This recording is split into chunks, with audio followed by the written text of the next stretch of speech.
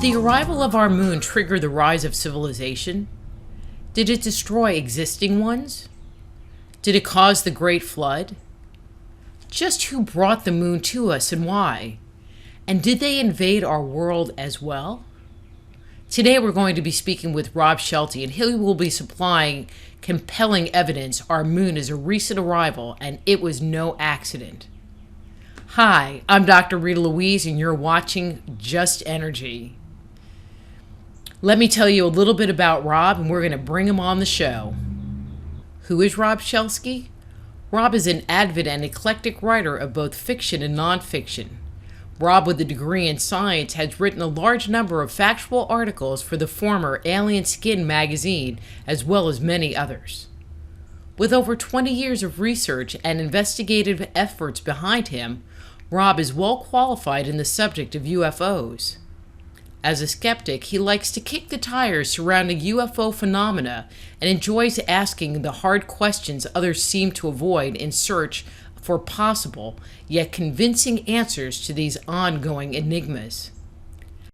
Hi, Dr. Rita. How are you? I'm great. I'm so glad to have you back on the show. I had so much fun with you the last time you were on, and there was so much more we needed to talk about the moon. So we're going to continue that conversation. Okay, great. Okay, so this is where I want to start. The mythic record suggests that the sun, moon, and stars were placed in the sky, which on some level supports the claim of flat earthers. Do you think the earth is flat and that we live under some kind of gigantic dome? No, I don't, because I've actually traveled around the Earth myself by ship, and I was watching it the whole way. Just in case we were going to fall off the edge? Just in case. Well, you feel like you're in the middle of nowhere when you're out in the middle of the Pacific, but yes, because I did it by ship. And no, I don't think the Earth is flat. It may be hollow or partly hollow, but I don't think it's flat. But what do you think of that idea of some kind of sphere being around us where the sun, moon, and stars are planted? I mean, earlier we were talking about that the moon was put into place. And actually, in the mythic record, there are suggestions that the sun, moon, and stars were placed in the sky, and that these creatures, the Bacabs or the giants, are actually holding up the firmament. Well, the Greeks had the idea of crystal spheres, where each layer of the sphere had different things embedded in it, one with the sun, one with the moon, one with some of the planets, and that, of course, when they moved, they created the music of the spheres. But, and in a sense, we do have spheres. We have the Oort clouds surrounding the solar system and the Kuiper belt. And so in a sense, it is spherical, but I don't think it's spherical in the literal sense of mythology. I think mythology was trying to explain something with what they knew then, or maybe what they had been told by someone else, and they had to reinterpret it so that their own people could understand. For instance, early reports of UFOs in ancient history referred to them as being silver flying shields. Well, the only metal they had at the time was in the form of shields and things like that. So they didn't have metal saucers. So they related our flying saucers to shields, silver shields in the sky. So are they right? Yes. Are they partly wrong? Yes, I think so. My opinion, for what it's worth. Well, I just think that it's interesting that they actually record putting, these solar bodies in place. And, and it makes you think, well what with was regard there to before? the moon, yes. And I think some of it might actually come from that. I was researching for this last book. The idea was I like to find different forms of evidence to support my contentions. And I didn't just want the fact that the moon was very odd in so many ways, but I wanted to find out other items as well, and I did. There's a lot of records in recorded history as well as in mythical, handed down vocal history, verbal history legends about the moon. And these are worldwide, and this forms, for me, a fairly valid second leg of the tripod for the evidence supporting the idea that the moon is a visitor, an invader in our skies. So yes, your mythologies may well be accurate in many respects, so I'm not going to say no. So what leads you to believe that you could hold the mythological record valid. There are so many people that contend that it's just a flight of fantasy, and our ancestors decided to document some science fiction story and carry that on for generation to generation. Well, the first thing I did was look for recorded historical references to the idea of there not being a moon, and I found, amazingly, a lot. People actually talking about a time when there was no moon. But with regard to the more mythological aspects of it, one form of evidence we have in this country is testimony in court. If one witness says something, it may be true or maybe not. I saw the boogeyman.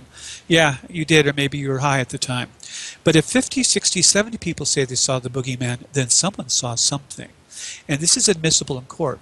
We convict people on the basis of multiple testimonies, including the death penalty, which I'm against, by the way.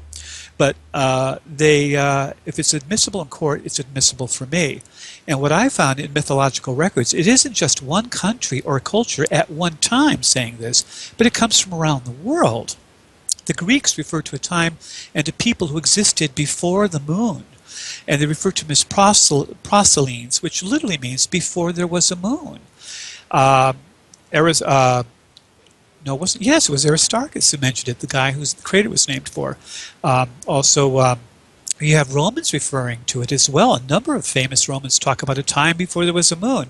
The Mayans talk about a time when Venus ruled the heavens and there was no moon. North American tribes talk about a time when there was no moon.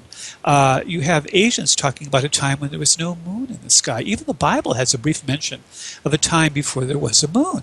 This goes on and on and on. And all these legends are handed down. They're from entirely distinct cultures, highly separated cultures, and yet they all talk. And oddly enough, none of them talk about a time before there was no sun or no Venus. It's just the moon. But see, I haven't. I don't mean to argue or disagree because I haven't seen those sources. Now, what I have seen, like in the Bible, which I think is a very odd thing, and actually in my book, E.T. Chronicles, I talk about the different days in the Bible, and I have to sit here and think. So on the third day, God created the trees and the plants and whatever, and my commentary was, well, how could that be? How can you have photosynthesis? Because it wasn't until the next day that the sun, the moon, and the stars were placed in the sky. So that didn't make any sense. And at that point in the book, I said, well, maybe it was a mistake. Maybe the days got backwards and whatever. Easy enough to make the mistake. However, let me finish. Yes. However, one of the things that you find consistently is the narrative is the same, that there is this terraforming event, that I call it a terraforming event, that occurred on the earth, and then the sun, the moon, and the stars are placed in the sky. And so it mimics the narrative of the sun, the moon, and the stars being placed in the sky. And I've never heard anything about just the moon.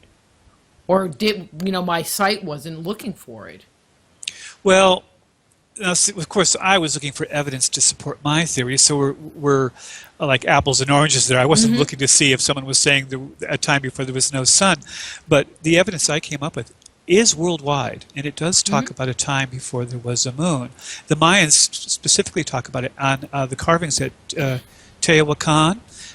There's even a reference to it. And, of course, the Mayans, for instance, worshipped Venus as the orb of the sky.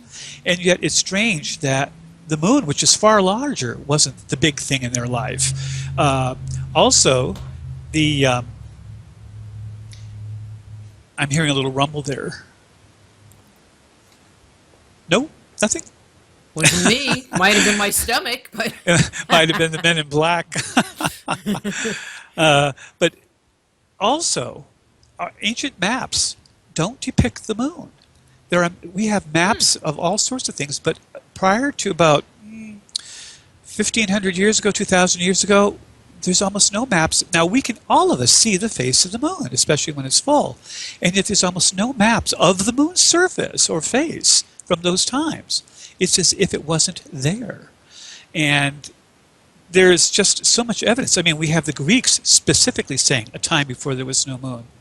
We have the Romans referring to a time before there was no moon. The Mayans referring to a time before there was no moon. We have other tribes in North America and in Africa that refer to a time when there was no moon. But I have never seen one that said, other than the mythologies you're referring to, when the stars and things were placed in the heavens. And, of course, my problem with the Old Testament of the Bible is that there seem to be more than one version of things. For instance, there's two versions of Genesis, one where Adam and Eve are equal and one where Eve is made subservient to Adam. So I'm not sure how, the older some of this stuff is, the more blurred I think it can get with time. And again, if you're talking to a child, or even an adult, and they suddenly see a vision in their room of someone swirling in a cloud of mist, and they look like someone they knew, it's a ghost. Is it? Or is it something else entirely? An optical illusion? Is it a time traveler? But you interpret things the only way you know how, what your knowledge is of things at the time. What about the whole notion of, that Velikovsky brings forward, that there was some kind of giant cosmic calamity that happened? Could that have brought the moon into place at some point in time? I mean, I do know, or believe, I don't know it, that our calendars changed, where I believe we had a 360-day cycle, and it changed to a 365-day cycle, because we have cultural groups that Excuse have, me. a 360-day year plus 5 days. Right, and our days have changed. In fact, the tsunami and the earthquake in 2004, I think it was, caused a slight change in the Earth's rotation and changed the time of day ever so slightly by nanoseconds. But it happens all the time. Velikovsky, I was majoring in geology at San Diego State at the time when I read his book, or one of his books, and I completely dismissed it because geology at that time was saying all changes on Earth could be accounted for by gradualism, things slowly over millions and billions of years changing.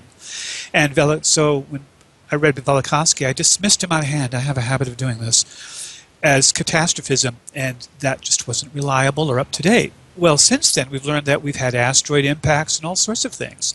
So, yes, I think we could have had a catastrophic event. In fact, astronomers say Theia smashing into the Earth was a catastrophic event. So sure, quite possible. Possibly even very probable. So if this moon was not in the heavens, where did it come from? Well, I think it was in the heavens. I just don't think it was in orbit around the Earth. Or it may have been a double planet orbiting in our same orbit ahead or behind us. That's quite possible, too. I think the moon was there, and I think it's been engineered, terraformed, whatever you want to call it, to suit the needs of an alien species or multiple species. And I think it was deliberately placed in orbit. We simply can't account for it otherwise. Unless we come up with some new theory in science that does. So far, there are major problems with every single theory. Every single one of them. The georeactor, the Theia theory, the fission theory, the capture theory, all have major problems that we simply can't. Unless we make for very elaborate additions to the theory, which makes them cumbersome and awkward, they don't work. So when do you think that this moon came into orbit around the Earth? January 12th, 1962. As I mentioned in your other show, there is one individual, and I can't think of his name, and that's bad of me, but who claimed an actual date for it. And, excuse me, I'm going to adjust this just a bit. There we go. And he, I don't know how he managed it, but I've done a lot of research on it. I think the moon came into orbit around the Earth around 12,000 years ago.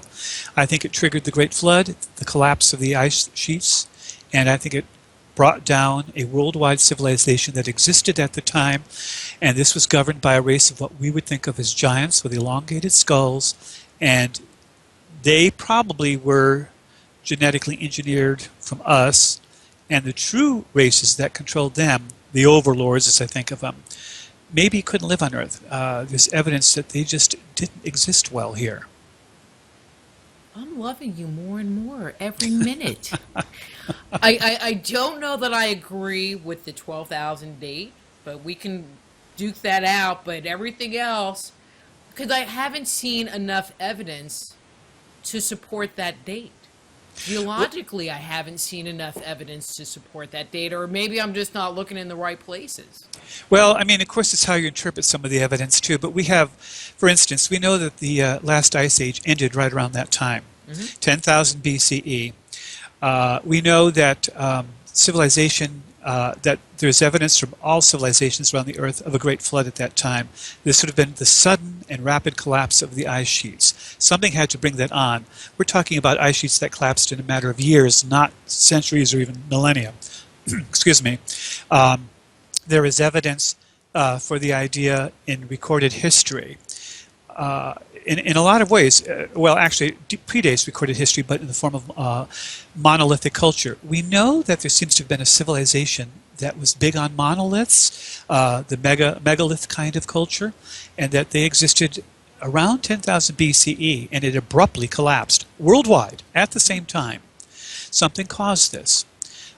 We also know that something traumatic happened to all the great beasts, for instance, in North America, the giant sloth, the mastodon, the woolly mammoth, the saber-toothed cats. They all disappeared at this time.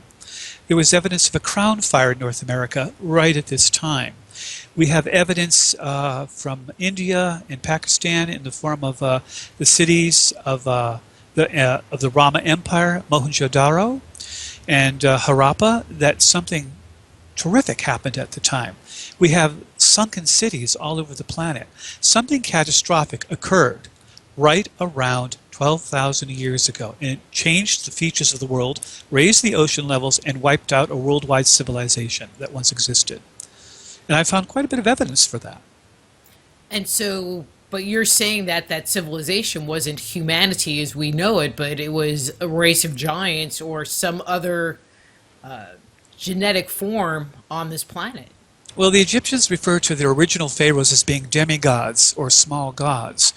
And the Anunnaki certainly were of this, and they say that they created humanity to serve them, to do the mining for them, that they didn't want to do all the unpleasant tasks. We were the worker class.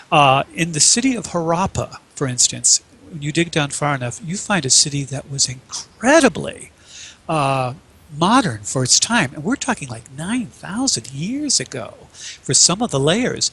And they had wide boulevards, they had all sorts of buildings, they had sewage, they even had indoor plumbing and specialized shops. This was long before recorded civilization and the rise of civilization as we know it was supposed to have started.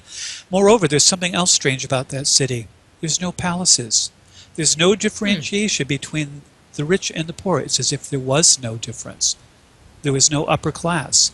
So if you had built a city for a worker class only, that's exactly what it would have looked like.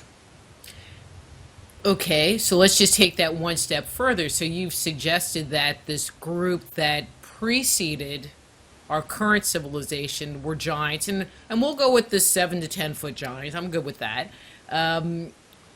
Do those structures look like they were trying to house oversized people, or was it more for our size people? Because when you look at later structures, they tend to be, you go into some Native American building, and you have to kind of duck to get in the door. Especially in England, I found. They're very old buildings. Apparently it was a protective thing. But I think, yes, they definitely were bigger than we were. But I think the buildings were... That's another facet of my book. If you have species from other worlds coming here, and if they don't have faster than light, or even if they do, you still have the problem of relativity. What passes for a couple years on board ship in travel time could be centuries for us. So when you build on your colony worlds, you build to last. You build of stone. You don't build something that's going to last 20, 30, 40 years, even 5,000 or 6,000. You build something that's going to last for millennia. And we have that. We have the giant platforms of Baalbek and the Temple Mount in Jerusalem. These things are far huger than any temples we've ever built on them, and there have been successive temples built on them over time. The Greeks did, the Romans did, I think before the Greeks, the Canaanites did with Baalbek. But this thing is monstrous in size. I mean, it's absolutely... We could not build it today with the technology we have. One of those stones alone is so big that if you took all the modern cranes we could fit around it to lift it, they wouldn't be enough to lift it. That means we simply can't do what they did some 10,000 years, 12,000 years ago. What were these giant platforms for? In Gilgamesh, Babylonian Sumerian legends, he says that he went there and he saw great vessels ascend from that platform into the sky with a roar of thunder and smoke. So I think they built to last, and they built on a huge scale. Well, doesn't Gilgamesh in that story actually get into one of these ships and go up into the heavens? You know, I honestly don't remember. I read Gilgamesh a very long time ago. And you have found a weakness. You're the mythology expert, so if you say it's so, I believe you.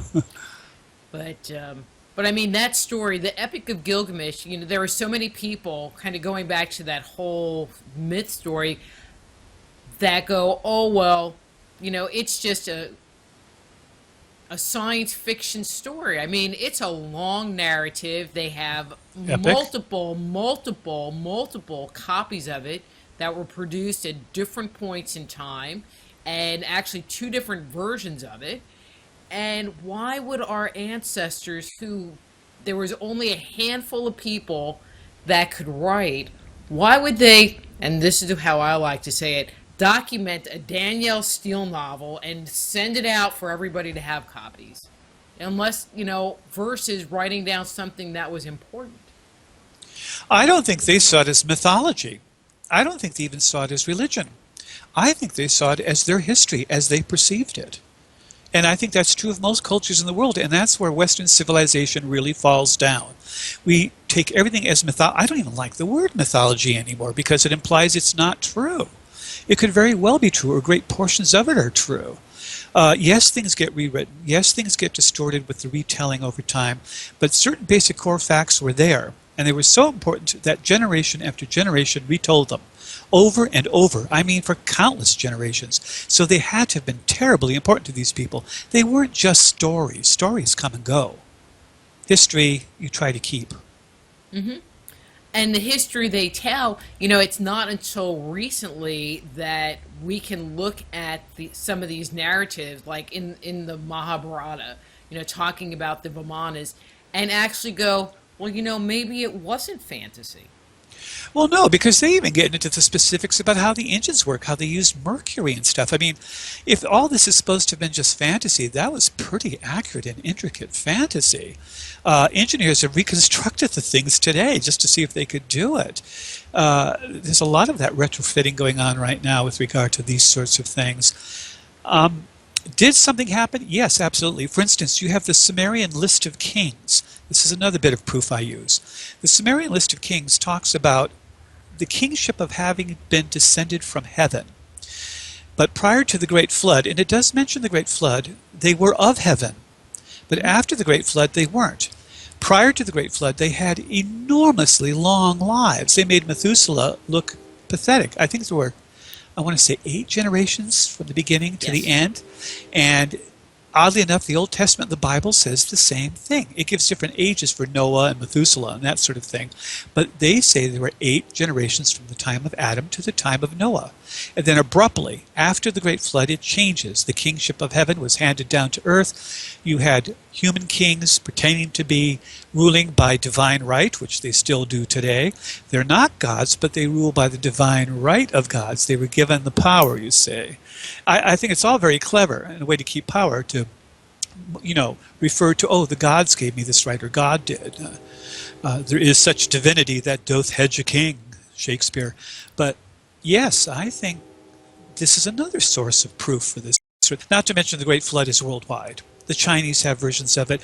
The versions, again, with mythology differ. For some, it's the leader of the tribe. For some, it's the leader of a family. For some, it's the leader of people. Sometimes it's a ship. Sometimes it's an ark. Sometimes it's a raft. But the stories are basically the same everywhere around the world. And we find evidence for things like the Longyu Caves in China. These things were built, they don't know when. And they were intricately carved inside. Yet there was, I think, 7 of them. And I'm not sure about that. I'm going to say 7. But these things have no evidence of ever having been occupied. There's no chipped tools, there's no stone tools, there's no human debris, there's no garbage, there's nothing. And they're each sealed off from each other, almost as if they're meant to be storehouses, meant to be sealed for another time. There's legends about Grand Canyon having caves with these kind of depositories there and we have it in Arkansas.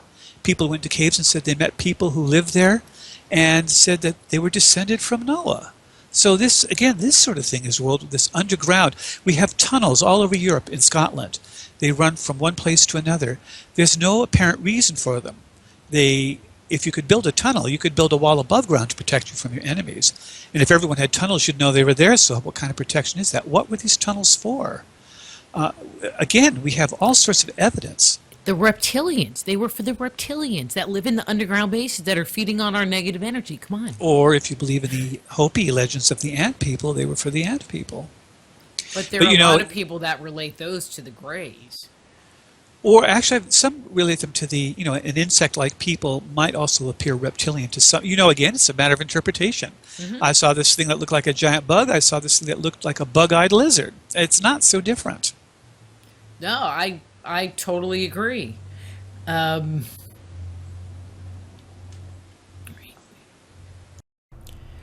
We've been here talking to Rob Shelsky about his book, The Moon is Hollow and Aliens Rule the Sky. His webpage is robshelsky.blogspot.com. Thank you for watching this portion of our interview with Rob Shelsky. If you're enjoying today's program, please click on the button below and subscribe to our channel. If you want to hear this interview in its entirety, please become a Just Energy Radio insider at justenergyradio.com and access full shows commercial-free and gain access to our over 9 years of show archives. Don't forget to share this show with your friends on Facebook, Twitter, and Instagram. And until next time, I'm Dr. Rita Louise, and remember, it's all just energy.